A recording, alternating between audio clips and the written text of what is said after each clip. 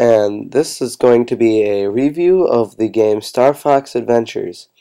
Now before we get going, I want to tell everyone to turn off this video if you have not yet played the game or don't want to be any spoilers, because there are going to be spoilers. So yeah. Anyway, let's get going. Alright, the game Starfox Adventures I've found very fun. It took me about 3 or 4 days, maybe 5. I don't really remember. I remember though, when I play a game, I usually have the problem of playing too long, so I would leave it at about a 2-3 week game if you pace yourself, because I'd spend hours on it. So it's a good sized game. It takes a while to really get going, but once you do, it really starts going fast. As you know, the game starts off, you play one little round with Crystal, and then she gets stuck in the crystal, and then you gotta fight as Fox throughout the rest of the game. I would have liked to seen more levels using Crystal, because it starts off as you believing, you're gonna be using Crystal more, but in reality, you only use her for one level, and she doesn't even get to use her staff. Overall graphics of the game I found very well. I liked how they made the characters seem a little more fuzzy. The R-Wings, I don't believe looked very good. I believe the R-Wings they kind of butchered in a way. I was also very disappointed that you never got to fight General Scales. There was, that scene where it almost made you believe, but as soon as you hit him once, it cuts to a cutscene where a mysterious voice comes up and tells him to stop fighting and all that and give up the last Krazoa spirit, which I was quite sad about. I was expecting a climactic battle and was very disappointed. Only learning to find out the final battle would be Andros, and which took me forever to learn. I actually there was many swear in my quest of beating Andros. The whole game's puzzles and all that were quite challenging. They could have been a little more difficult at times, and some could have been a little easier, but overall I found them at a good level. I wish there was a little more of a difficulty setting. But yeah, I'm sorry, I digressed there a little bit. Back to Andros. The final boss, I actually had to go on YouTube and see how to beat, because I had a jolly hard time beating him. Yeah. The overall sound and music is great. If anyone can, okay, if you've played Star Fox Adventure, or if you know the song, I've been trying to look for the song where whenever Crystal is seen and Star Fox is looking at her, that jazz saxophone solo-ish kind of thing. I've been looking for that and can't find it. So if anyone knows where it is, if you could send me a link or tell me what the name of the song is, that'd be great. Anyway, this music quality is great, along with the music itself. I really enjoyed the music. It sounded really nice and not something slapped together. The cinematics were very great as well. The actual cutscenes were very well, but the little smaller cutscenes I think could have done better. An example of a bad cutscene that they could have done better was you have to feed Tricky these mushrooms at times whenever he runs out of energy, and every time you feed him mushrooms, Fox has this retarded look on his face, and they could have done a little better in my opinion.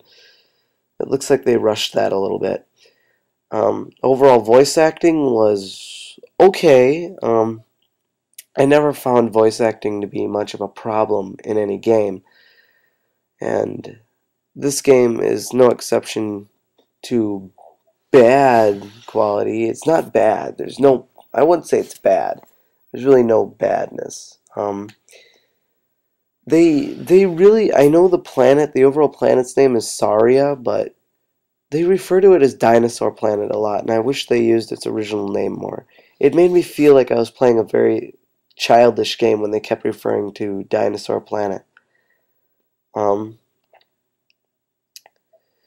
Also, the game idea that Fox can't use any of his high-tech equipment is kind of weird. That you have to find the staff. It makes me wonder, what happens if Fox never found the staff? You know, the mission immediately, would he eventually be like, "Oh, well, screw this, I'm out of here"? I don't know, just a thought. Let's see what else to comment on. Oh, the overall I don't think I touched very much into this, but the overall graphics are very good. For 2002, I believe they did a very well job. Very well job. Very good job. Um, I can't really argue and say they could have done better because for GameCube and 2002, what they had to work with, I believe worked great. I played it. I don't have a GameCube. I had to actually borrowed the game and played it on my Wii, which worked well. Um, and that's I really gotta say about that. The graphics are very good for the time. Um, the overall plot is very well and very yeah, it's very well plot. We'll leave it at that. It's a good plot. I recommend it.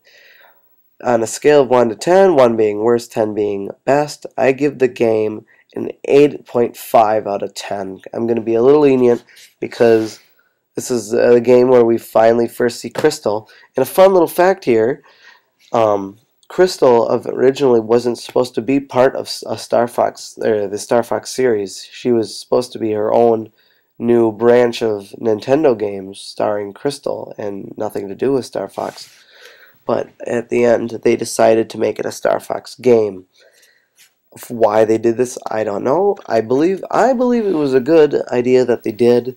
Um, you can also see in this game the beginning of a relationship between Fox and Crystal, and based on on a good example of Star Fox Command, how you can actually get a good ending where Star Fox and Crystal end up together, have a kid, and they start another Star Fox team, or his kid does. Her kid starts a new Star Fox team. Kid's name is Marcus McCloud, if you were wondering. Sorry, I'm kind of being a little mumbly here. It's 3 o'clock in the morning, okay? Spare me. Overall boss fights, but, well, British. Overall boss fights I've found very well made with the obvious flaws that you see in a boss. Some took me a little bit. The overall enemies, I believe, took a few more hits than they should have, because some of them you can really wail on, and it really doesn't feel like you make much progress. Adventure games like this kind of annoy me at times when it comes to some puzzles, because you can see how you have to beat them, but you can't beat them because you can't do the move yet, but you know what the move does. So that was all that. The game reminded me a lot of Legend of Zelda. I saw, even down to every time Fox picked up an item, which was very similar to the whole da-na-na-na thing you see in Legend of Zelda games. Everything came down to it being like that. The whole idea of the money being scarabs was kind of weird, and I found that the store there didn't seem to be enough items at the store that you needed to buy. Sure, you know, you didn't need any more, but they could have probably drawn the plot a little more out with more puzzles and such. I would have liked to seen a little more of a longer game. I'm not a fan of Legend of Zelda, but I know the whole plot line, and I found it to be very similar. Um, yes, I don't know if I talked about it all that much here in this overall review, but the overall plot was actually very well. The whole idea of first putting the planet back together, which was a little bit ripped off on Sonic when they did the same thing a few years later. But anyway, the whole idea of putting the planet back together and then